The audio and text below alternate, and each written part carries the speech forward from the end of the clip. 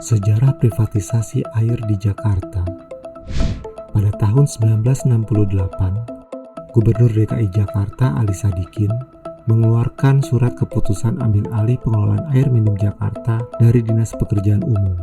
Semenjak saat itu, pengelolaan berada di bawah PDAM Jaya yang merupakan badan usaha milik daerah. Pada 6 Juli 1990, IBRD, salah satu dari Bank Dunia, menyetujui pemberian pinjaman kepada pemerintah Indonesia sebanyak 124 juta US dollar. Dan pada tahun 1991, Bank Dunia kembali mengucurkan dana sebesar 92 juta US dollar kepada Pamjaya. Tahun 1992, Bank Dunia mengeluarkan kebijakan privatisasi air bersih.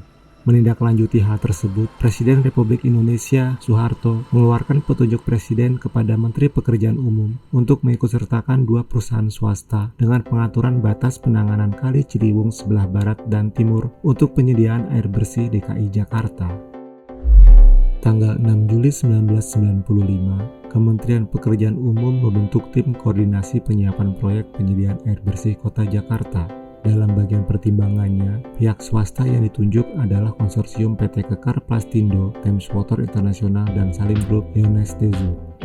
Pada tanggal 19 Juli 1995, Kementerian Pekerjaan Umum mengirimkan surat pada pimpinan Salim Group dan PT Kekar Plastindo yang menyatakan persetujuan. Surat ini kemudian diteruskan kepada Gubernur DKI Jakarta dan Gubernur Kepala Daerah tingkat 1 Jawa Barat yang menetapkan PT Kekar Pola Airindo untuk wilayah sebelah timur Ciliwung dan PT Garuda Dipta Semesta untuk wilayah usaha sebelah barat Ciliwung.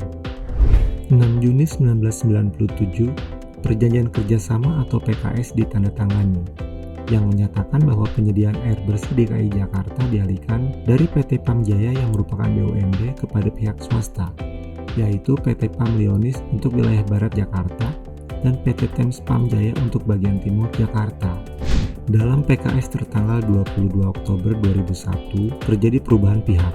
Dalam pasal 7 dinyatakan pihak kedua untuk PT Pam Lyoness Jaya atau Palija adalah Ondeo Service yang sebelumnya bernama Suez Lyoness Dezo dan PT Bangun Cipta Sarana. Sementara pihak kedua untuk Thames Pamjaya adalah Thames Water Overseas dan PT Terra Metapora. Tanggal 17 Januari 2007, Aquatico mengakuisisi seluruh saham perseroan yang dimiliki Thames Water Overseas, yaitu senilai 95%. Sejak saat itu, pelaksanaan penyediaan air bersih untuk wilayah timur beralih ke PT Aetra Air Jakarta. Cakupan pelayanan air bersih pada tahun 1998 mencapai 44,5% dan setelah dikelola oleh swasta hanya mencapai 59,4% pada tahun 2017. Artinya, selama 19 tahun cakupan pelayanan air bersih selama dikelola oleh swasta hanya bertambah 14,9%. Sedangkan target pemerintah Provinsi DKI Jakarta pada tahun 2023 cakupan air bersih mampu mencapai 82%.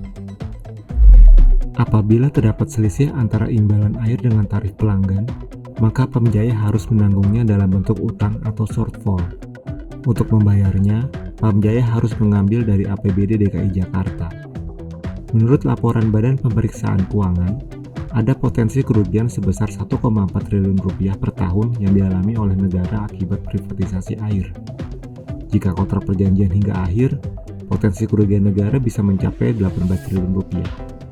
Pada kota negara lain, tidak maksimalnya pengelolaan air oleh swasta memicu negara melakukan remunisipalisasi dengan mengakhiri privatisasi air. Transnational Institute mencatat bahwa lebih dari 180 kota di 37 negara hingga tahun 2015 telah mengakhiri kerjasama pengelolaan air oleh swasta. Semakin meningkatnya remunisipalisasi di berbagai belahan benua pun menjadi bukti bahwa negara kian sadar akan pentingnya air sebagai salah satu hak asasi yang tidak dapat terpisahkan.